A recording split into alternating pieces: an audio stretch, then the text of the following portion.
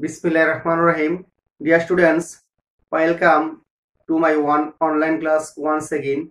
Dear students, আশা করি সবাই তোমরা ভালো আছো, আমিও ভালো আছি। Dear student, আমরা গত বছর করোনা ভাইরাসের কারণে আমরা তোমাদের অনলাইন ক্লাস নিয়েছি। এই বছরও আবার আমরা অনলাইন ক্লাস নিব। আমাদের প্রধান শিক্ষক অনলাইন ক্লাসের আয়োজন করেছে। তো ডিয়ার স্টুডেন্ট, আজকে আমি ক্লাস নেব ক্লাস 9 এবং 10 এর স্টুডেন্টদের জন্য, এবং আমি আজকে পড়াবো তোমাদের right form of verbs. Right form of verbs এটা একটা গুরুত্বপূর্ণ টপিকস, আর তোমাদের বোঝার সুবিধার্থে আমি বাংলায় ক্লাসটা নিব, যাতে তোমরা সহজেই ক্লাসটা বুঝতে পারো। তো রাইট ফর্ম ভার্বস যদি তোমাদের ভালোভাবে পড়তে হয়, তোমাদেরকে অবশ্যই টেন্স সম্পর্কে একটা ভালো ধারণা থাকতে হবে, এবং কনজুগেশন অফ ভার্ব সম্পর্কে তোমাদের ভালো ধারণা থাকতে হবে। ওকে, সো ডিয়ার স্টুডেন্ট, আজকে একদিনে রাইট ফর্ম ভার্বসের সবগুলা রুলস আলোচনা করা সম্ভব নয়। এখানে অনেকগুলা রুলস রয়েছে, তোমরা জানো। আমি আজকে কিছু রুলস আলোচনা করব। আজকে রাইট ফর্ম ভার্বসের এটা ক্লাস পার্ট 1 ক্লাস, কেমন? আমি অবশ্যই আরেকটা ক্লাস ইনশাল্লাহ নিব। বাকি যে রুলসগুলো থাকবে আমি আরেকটা ক্লাসে আলোচনা করব। তো তোমরা মনোযোগ দিয়ে যদি ক্লাসটা শোনো, আশা করি তোমরা বেনিফিটেড হবে। আমি কিছু রুলস তোমাদেরকে পড়াচ্ছি, তোমরা খাতা কলম নাও এবং তোমরা আমার ক্লাসটা শুনবে এবং খাতা কলম নিয়ে এই রুলসগুলো তোমরা নোট করে নিবে। Okay okay dear students, please look at the board.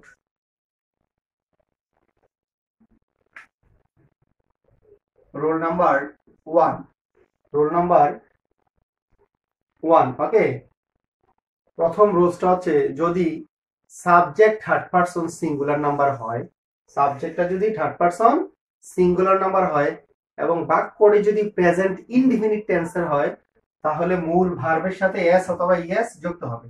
তাহলে এখানে দেখো আমি একটা এক্সাম্পল দিচ্ছি, যেমন দ্য মর্নিং ইয়ার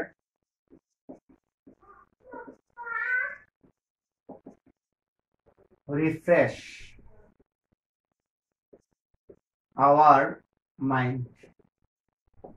ওকে, তাহলে এখানে হিয়ার এই বাক্যের মধ্যে সাবজেক্ট হচ্ছে দ্য মর্নিং ইয়ার, এটা হচ্ছে third person singular number.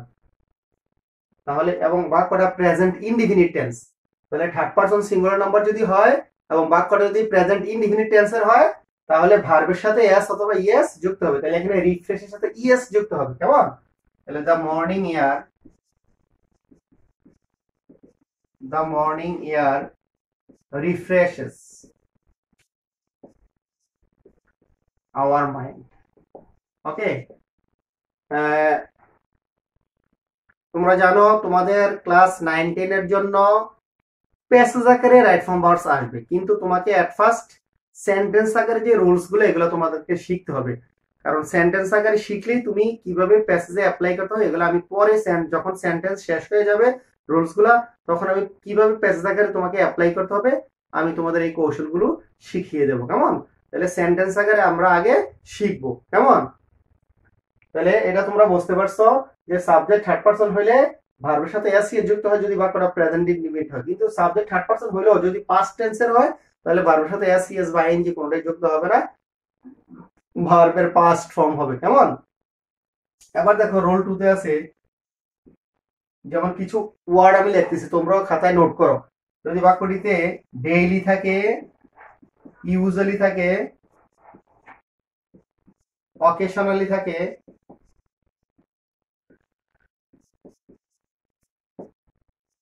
Normally, often, everyday, sometimes, regularly,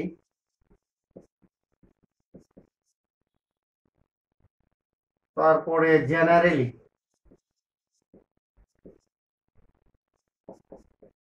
এই কথাগুলো যদি থাকে তাহলে বাক্যটা প্রেজেন্ট ইনডিফিনিট টেন্সের হয়, এবং সাবজেক্টটা যদি থার্ড পারসন সিঙ্গুলার নাম্বার হয়, তাহলে ভার্বের সাথে এস ইএস যুক্ত, এস অথবা ইএস যুক্ত হবে। আমি একটা এক্সাম্পল দিলে তোমরা ক্লিয়ার হবা, কেমন?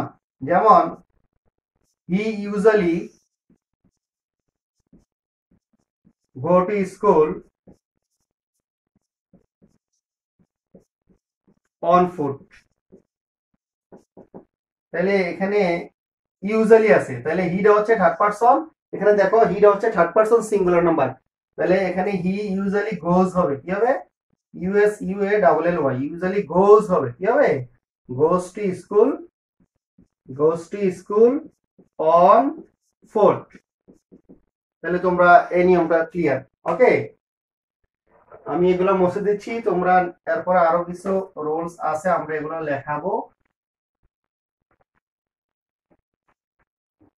যেমন রুল 3 তে যদি বাক্যটিতে নাও থাকে, এট দিস মোমেন্ট থাকে, এট দিস মোমেন্ট থাকে, এট প্রেজেন্ট থাকে, এই কথাগুলো যদি থাকে তাহলে বাক্যটা, আমি এখন যেগুলো আলোচনা করছি এগুলো টেন্স থেকে আলোচনা করতেছি, এই কথাগুলো থাকে বাক্যটা তাহলে প্রেজেন্ট কন্টিনিউয়াস টেন্স হবে। তো তোমরা প্রেজেন্ট কন্টিনিউয়াস এর ঘটনাটা জানো, স্ট্রাকচারটা জানো যে সাবজেক্টের পরে এম ইজ আর বসে নাম্বার এবং পার্সন অনুসারে, তারপরে ভার্ব বসে, তারপরে ভার্বের আইএনজি বসে, তারপরে বাকি অংশ বসে। কেমন? তাহলে আমি যদি একটা এক্সাম্পল এখানে লিখি, যেমন দে ওয়াচ টিভি নাও, তারা এখন টিভি দেখতেছে, বা দে ওয়াচ মুভি নাও, তারা এখন মুভি দেখতেছে, তাহলে এটা না প্রেজেন্ট কন্টিনিউয়াস হবে। যেই কাজটা বর্তমানে হইতেছে বা চলতেছে এটা তো প্রেজেন্ট কন্টিনিউয়াস টেন্স। তাহলে দে এর সাথে কি হবে তোমার এখানে আর হবে, আর যেহেতু ভার্বের সাথে আইএনজি হয় তাহলে ওয়াচ এর সাথে আইএনজি হবে, ওয়াচিং টিভি নাও। কেমন? এটাও তোমাদের ক্লিয়ার। আমি তারপর আমি এটা রোল 2 মুছে দিচ্ছি।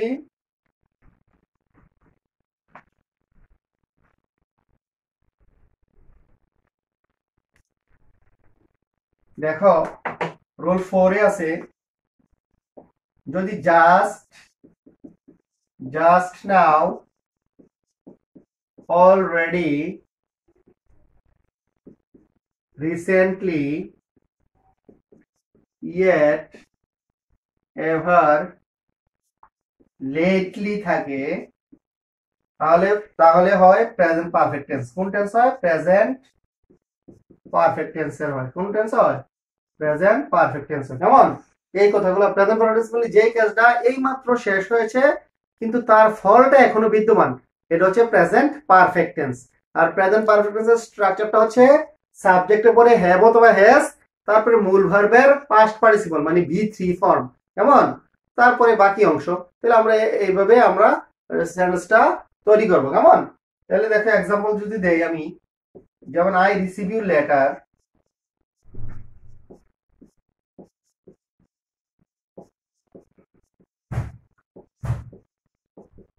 জাস্ট নাও। কেমন? তাহলে এখানে জাস্ট নাও কথাটা আছে, তাহলে প্রেজেন্ট পারফেক্ট টেন্সে সাবজেক্টের পরে হ্যাভ এজ, আই এর সাথে হবে হ্যাভ, ভার্বের পাস্ট পার্টিসিপল রিসিভড হবে, received your letter just now. ঠিক আছে? তাহলে তোমাকে এই যে আমি শর্ট টেকনিকগুলো দেখাই দিচ্ছি, just now, already, recently, yet, ever, lately থাকলে প্রেজেন্ট পারফেক্ট টেন্স হয়, now, at this moment present থাকলে প্রেজেন্ট কন্টিনিউয়াস টেন্স হয়, তারপরে তোমার সাবজেক্ট থার্ড পারসন হলে এবং বাক্যটা যদি প্রেজেন্ট ইনডিফিনিট হয় তাহলে এস যুক্ত হয়, ডেইলি, ইউজুয়ালি, অকেশনালি, হ্যাঁ এগুলো থাকলে প্রেজেন্ট ইনডিফিনিট টেন্স এবং সাবজেক্ট থার্ড পারসন হলে, এগুলো তোমাদেরকে মনে রাখতে হবে, এগুলো তুমি খাতা নিয়ে নোট করে রাখো, তাহলে তোমার এগুলো ইজিলি মনে থাকবে। কেমন? তাহলে এই কথাগুলো থাকলে প্রেজেন্ট পারফেক্টের গঠন হচ্ছে সাবজেক্টের পরে হ্যাভ এসে, আই সাথে হ্যাভ হবে, ভার্বের পাস্ট পার্টিসিপল হবে, তারপরে বাকি অংশ বসবে। কেমন?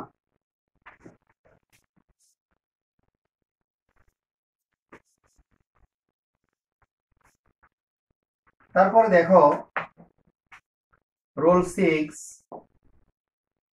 যদি বাক্যটিতে অতীত নির্দেশক শব্দ, যে ওয়ার্ডগুলা কিসের অতীতের নির্দেশ করে, অতীতকালের কথা নির্দেশ করে, যেমন ইয়াস্টারডে মানে কি গতকাল, হ্যাঁ ইয়াস্টারডে, এগো, তারপরে তোমার last week, last night, last month, last year, এরকম যেগুলো অতীতের কথা নির্দেশ করে তাহলে বাক্যটা পাস্ট ইনডিফিনিট হবে। কি হবে? তাহলে বাক্যটা পাস্ট ইনডিফিনিটের হবে। তাহলে বাক্যটা কিসের হবে? পাস্ট ইনডিফিনিট টেন্সের হবে। বুঝতে পারছো? এই কথাগুলো অতীতকালের কথা বলে। যেমন he return from London last week. সে গত সপ্তাহে লন্ডন থেকে ফিরে আসলো। তাহলে এগুলো কি হবে? তাহলে লাস্ট উইক মানে গত সপ্তাহ, তাহলে ভার্বের ফার্স্ট ফর্ম হবে। তাহলে সাবজেক্টের পরে এই ভার্বটা ফার্স্ট ফর্ম, হি রিটার্ন হবে। কি হবে? Return from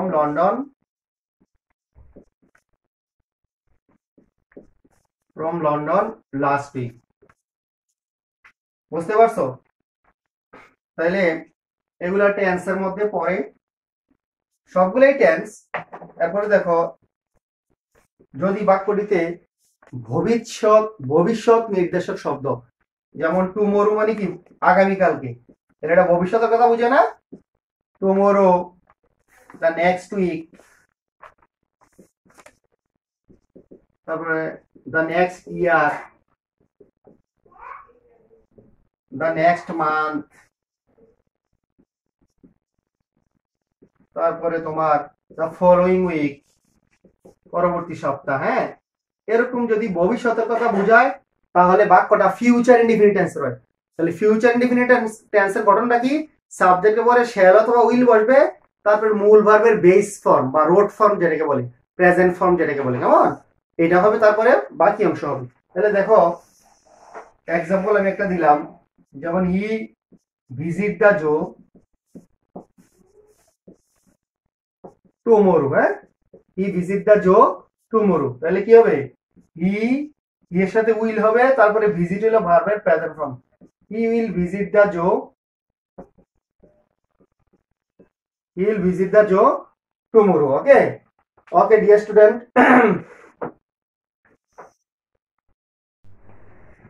okay my dear student, এখন আমি আরো কিছু রুলস তোমাদের আলোচনা করব।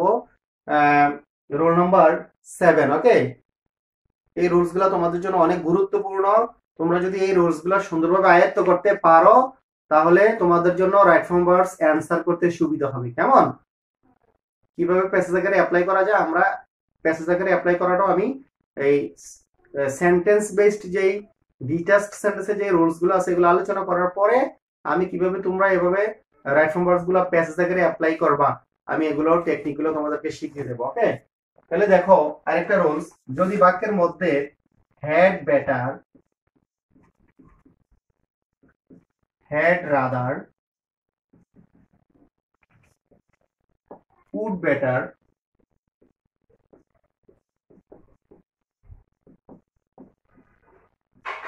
উড রাদার, কেমন? এগুলা মডাল ভার্ব। কেমন? এই কথাগুলো যদি থাকে তাহলে এইগুলার পরে ভার্বের সবসময় প্রেজেন্ট ফর্ম হবে, এবং এগুলার পূর্বে যদি ব্র্যাকেটে টু থাকে তাহলে টুটাকে তোমাকে উঠাই দিতে হবে। কেমন? আমি একটা এক্সাম্পল দিচ্ছি, দেখো, ইউ হ্যাড বেটার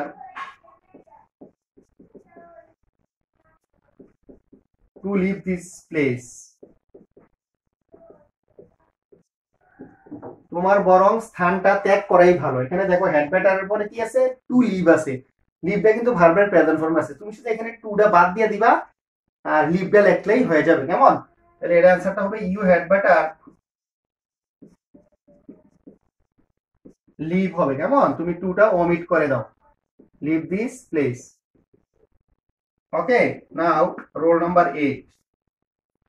টু এর পরে ভার্বের সব সময়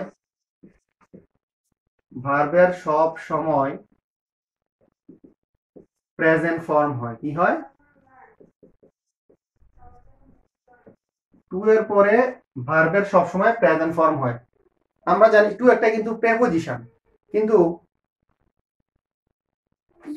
টু এর পরে ভার্বের সবসময় কি হবে? প্রেজেন্ট ফর্ম হবে। টু এর পরে ভার্বের সবসময় কোন ফর্ম হবে? প্রেজেন্ট ফর্ম হবে। টু কিন্তু প্রিপোজিশন পরে সাধারণত ভার্বের সাথে আইএনজি যুক্ত হয়, কিন্তু টু এর পরে আইএনজি যুক্ত হবে না। আমি পরে আরেকটা রুলসে আলোচনা করাই দেবো তোমাকে।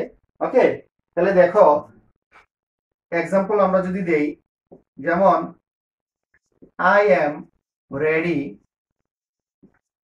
টু ডু ইট, আমি ইহা করতে প্রস্তুত। তাহলে টু এর পরে এই ডুটা ডু এ থাকবে, কেমন? এটার সাথে আইএনজি হবে না, এস ইএস হবে না, ভার্বের পাস্ট ফর্ম হবে না। আর টু সহ ভার্বকে ইনফিনিটিভ বলা হয়। কি বলা হয়? টু সহ ভার্বকে ইনফিনিটিভ বলে।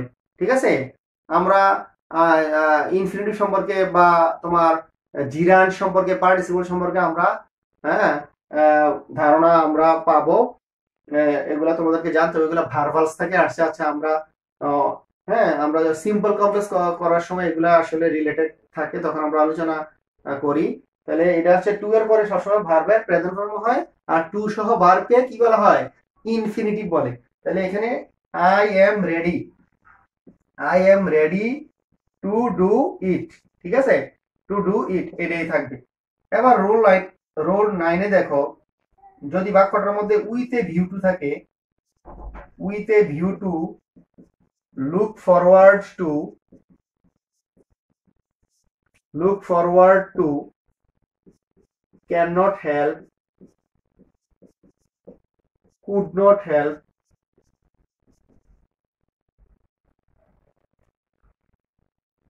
could not help,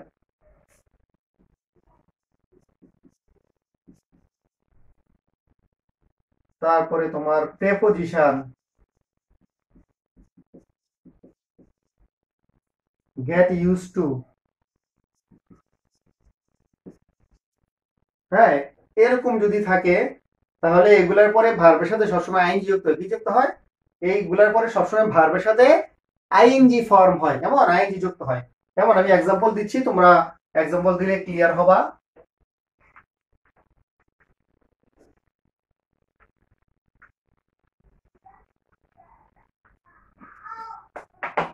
তাহলে দেখো, I never thought of do it, আমি কখনো এটা করার কথা ভাবি নাই। তাহলে অফটা হচ্ছে প্রেপোজিশন। তাহলে আমি বলছিলাম যে প্রেপোজিশন ওখানে ভার্বের সাথে আইএনজি যুক্ত হয়। কি যুক্ত হয়? তাহলে অফ ডুইং হবে। কি হবে? I never thought of, I never thought of doing it হবে, কেমন? তারপরে যদি উইথ এ ভি টু থাকে, এটার পরে যদি ভার্ব থাকে, তাহলে এটার সাথে তুমি আইএনজি লাগাই দিবা। যেমন আরেকটা এক্সাম্পল দেই, যেমন I went to market, I went to market with a view to buy some books, হ্যাঁ? তাহলে উইথ এ ভিউ টু করা, এখানে বাইং হবে। কি হবে? বাইং হবে। এগুলা তোমাদের এই নিয়মগুলা মনে রাখতে হবে যে কোনটা থাকলে কি হয়, কেমন? তুমি যদি এগুলো মনে রাখতে পারো তাহলে তুমি রাইট ফর্ম ভার্বস তোমার পেজ থেকে অ্যাপ্লাই করতে, এই নিয়মগুলোই তোমার পেজে থাকে, কেমন? এগুলো আমি যখন আমি আরেকটা ক্লাস নেব, ওই ক্লাসে আমি তোমাকে দেখাই দিব। তোমরা এগুলো আপাতত সেন্টেন্স বেসড গুলো এগুলো শিখতে হবে, কেমন? তারপরে দেখো রোল 10, বাক্যের শুরুতে যদি ভার্ব বসে,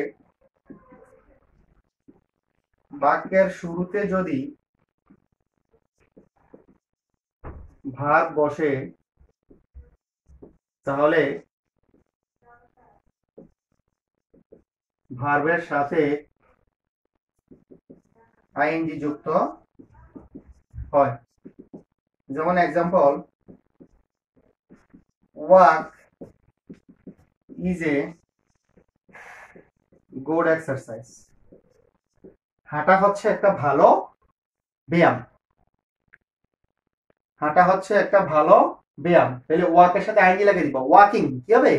walking is a good exercise. ঠিক আছে, ওয়াকিং ইজ এ গুড, তাহলে এটা জিরান্ডের কাজ করছে। কি করছে? জিরান্ডের কাজ করছে। ওয়াকিং ইজ এ, এটা একসাথে ভার্ব এবং নাউনের কাজ করছে। ওয়াকিং ইজ এ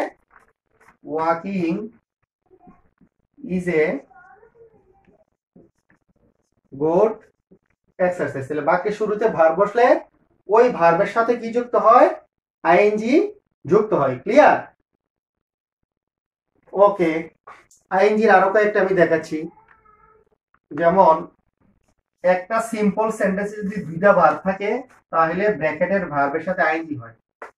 যেমন রোল 11-এ দেখো, যেমন I saw him play football, আমি তাকে দেখলাম সে ফুটবল খেলছে। তাহলে এখানে ভার্ব কয়টা? স একটা ভার্ব, প্লে একটা ভার্ব, তাহলে এটার সাথে আইএনজি লাগিয়ে দিবা। কি লাগিয়ে দিবা? এটা একটা মোস্ট ইম্পর্টেন্ট নিয়ম। তাহলে আই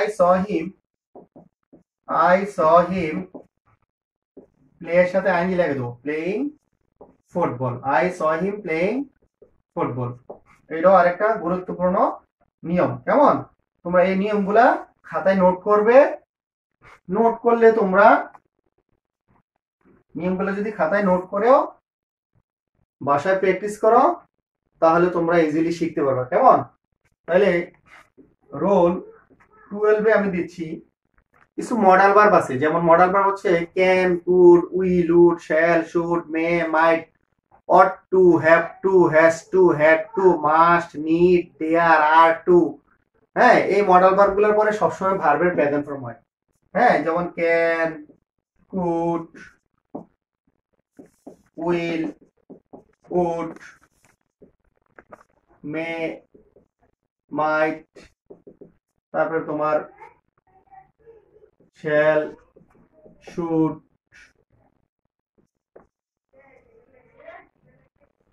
তারপরে তোমার হ্যাভ টু, হ্যাজ টু,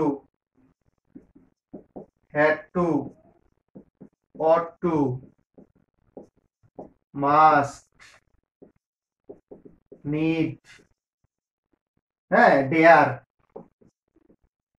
এরকম মডাল ভার্ব আছে। এই মডাল ভার্বের পরে সবসময় ভার্বের প্রেজেন্ট ফর্ম হবে। কোন ফর্ম হবে? প্রেজেন্ট ফর্ম হবে।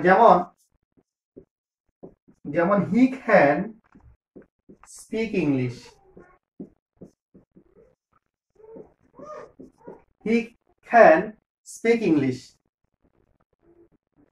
সে ইংরেজি বলতে পারে। তাহলে এখানে হি ক্যান স্পিকের জায়গায় স্পিকে থাকবে। ঠিক আছে? মডালের পরে ভার্বটা প্রেজেন্ট ফর্ম হবে। রোল 13-এ দেখো, আমি আর একটা এক্সাম্পল করেই আমি আজকের ক্লাসটা শেষ করে দেব। আগামী ক্লাসে আমি আরো কিছু রুলস আলোচনা করব। হ্যাঁ, আশা করি তোমরা ক্লিয়ার হয়ে যাবে। তোমরা এই রুলস গুলো এই ক্লাসটা মনোযোগ দিয়ে দেখবে ইনশাআল্লাহ। রাইট ফর্মের পার্ট 2 ক্লাসটা নেওয়ার পরে আমি ওই ক্লাসের প্যাসেজ আকারেও কিভাবে অ্যাপ্লাই করতে হবে এগুলো আলোচনা করে দেব। আজকে তোমরা এগুলা সম্পর্কে এই ক্লাসটা মনোযোগ দিয়ে দেখবে এবং খাতায় নোট করবে। তাহলে আর মডাল ভার্বের পরে যদি বি বসে, এই মডাল ভার্বের পরে মডালের পরে প্রেজেন্ট ফর্ম হয়, কিন্তু মডালের পরে যদি বি বসে, বি কথাটা যদি বসে তাহলে ভার্বটা পাস্ট পার্টিসিপল হবে। যেমন একটা एग्जांपल দেখো, যেমন walking should be form as a habit. হাঁটাটাকে তোমার অভ্যাস হিসেবে গঠন করতে হবে। তাহলে মডালের পরে বি আছে, তাহলে ফর্ম হবে F O R M E D, form as a habit. Okay dear student, আমি আজকে I am going to finish my class. Okay, I have discussed some roles, very important roles for you.